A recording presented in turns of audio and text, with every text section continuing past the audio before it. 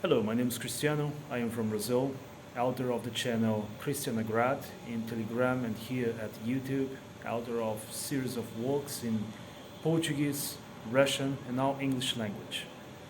I'm recording this video to make a very simple question, a question that has not been made at Western media and that Western media is actually very silent about it. What happened to Chilean American journalist Gonzalo Lira? Gonzalo Lira is a very famous director, journalist, influencer, blogger who was living in Kharkov prior to the beginning of the special operations of Russia against Ukraine. He was living in Kiev and he was actually given to Western journalists series of informations related to this conflict as a blogger and journalist. His political views as well as his beliefs were not something in the favor of the Kievan regime. For that reason, according to Scott Ritter, Gonzalo Lira was kidnapped by a special unit of the Azov battalion, Azov, which is actually a very famous neo-Nazi that actually was formed in Ukraine after the Euromaidan in 2014. This unit has more than 2,000 members. So if someone believes in the myth according to that there are no Nazi in Ukraine or that Nazis are just a small percent of Ukraine, that Nazi exists everywhere. Yes, actually Nazi exists everywhere.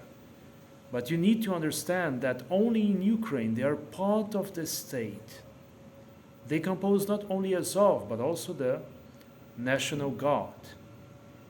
Imagine that in the United States there is a military unit or maybe a police entirely composed by neo-Nazi element or by the Ku Klux Klan, which has more members than actual Nazi in the United States.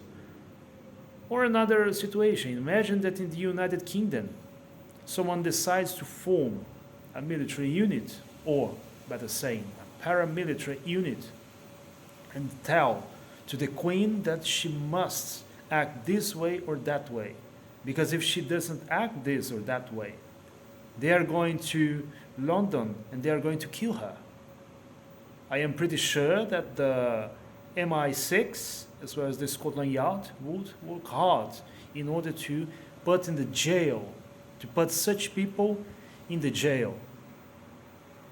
However, in Ukraine it's completely different. When Vladimir Zelensky was elected in 19, he was elected to bring peace.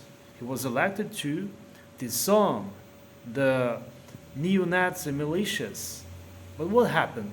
Did they obey them? No. They actually laughed at his face and threatened him. They told, if you try again to disarm the neo-Nazi, we are going to hang you, we are going to kill you. In any democratic country, I would not even say in a democratic country, but in any normal country, such people would be arrested. They would be shot maybe, but not in Ukraine. Why? Because these neo-Nazi militias are part of the Ukrainian state. When we speak of Ukraine, we are not talking about neo-Nazi created by Russian propaganda. We are talking about people who truly, openly profess Nazi ideas.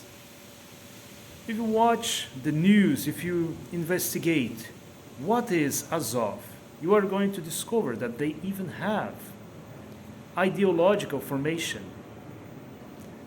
They published a book called Nasyokratia. Nasyokratia, that is Nationocracy. Nationocracy is a book where neo-Nazi ideas are openly propagated to their members. They are people who not only have a very specific system of political beliefs, but also their own religion. If you take a look at the YouTube channel of the Azov unit, they have a video where they create a totem, not a totem, but actually an idol of Perun, a Slavic deity related to the war, to the thunder, a very aggressive god of Slavic mythology. They erect an idol to him. One of the members cuts his own arm and spills his own blood in order to dedicate his blood, his life for the deal of his god. However, you must understand that paganism in Russia, as well as in many other Slavic countries, was abolished many thousand years ago. So these people can't be even called pagans, but actually neo-pagans. People who created a religion in order to justify their crimes, to justify their actions, to justify their views, their political beliefs, as well as did the Nazi. Because in Nazi Germany, many Nazis from the SS also tried to justify their ideology, breaking away with Christianity. Because they understand that Christianity and Nazi ideas are incompatible. Plus, they also talk about ethnical purity. They consider that Christianity is something that came from Jews. And usually neo-Nazi, as well as the classic Nazi, don't like Jews. For that reason, they see Jesus Christ as a Jew, and for that reason, he should not be worshipped. Plus the ideas of Christianity, no matter if Orthodox, Catholic, Uniata, they are incompatible with the Nazi teachings. For that reason, they created this kind of religion. Prior to their actions, they practicate rituals of black magic, dark magic. They consume alcohol and sometimes even drugs. That's why they commit war crimes, such as the ones that they committed not only against Russian prisoners of war, but also against their fellow citizens who did not support the Kievan regime. This time, a Western journalist called Gonzalo Lira, a Latin man with American citizenship, was doing his job, and even if it was not his job, but actually he was producing journalism, he was giving informations that quite often were not positive towards the Kievan regime. He was kidnapped, he was tortured, and according to the claim of Scott Ritter, he was killed. This is the kind of regime that today the Western world is supporting. And this is the kind of information that Western media silence about. Something that's wrong, because most of people in the West think that the idea that Ukraine has neo-Nazi that compose entire military units are just a make-up, were actually made up by Russian propaganda. And it's not like that. These are real people. These are real Nazis.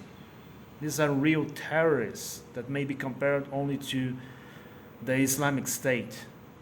In their videos, they defend that their men should cut up the head of Russian prisoners of war. They openly talk about war atrocities in their media. For example, a doctor defended the sterilization of Russian soldiers. This is the kind of regime that the West is supporting. It's the kind of regime that the NATO countries, and not only actually NATO countries, is supporting, believe that they are doing something good for Ukraine, but not. They are making this war longer.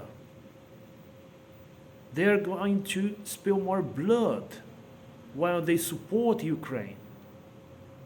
And this kind of action, the killing of a journalist who did not present any threat to the Kievan regime, is not being denounced.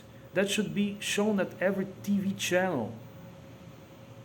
That needs to be urgently notified to every media in the world. But it's not. It's not. What does it mean? Sometimes I have such an impression that that our world completely changed, and not Russians changed it. It's actually an evil that was very well hidden, and now it's showing it up. Even the BBC, even the British press that made series of reports on how neo-Nazi are organized in Ukraine. Now they silent about that and they say otherwise. They say no, there are no Nazi in Ukraine. There is no Nazi in Ukraine. It's actually all created by Russians. However, if you take up old BBC, and not only BBC, but also CNN, and also from another media sources, you see that they are very well, that they have a very good structure, they have weapons, they are better armed even than Portuguese army, a country of NATO. This is the kind of people that the West is fueling, is supporting. And many people don't know about that at all. Many people are putting flags of Ukraine at their Facebook, at their social networks, without knowing what kind of regime is being supported there, is actually acting there.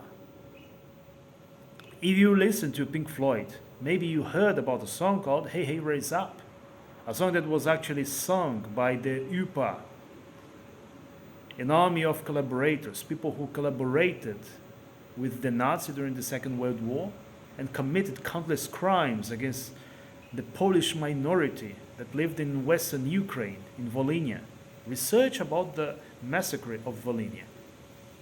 Today in Poland, you can see Catholic priests singing this kind of song in their churches, in their parishes.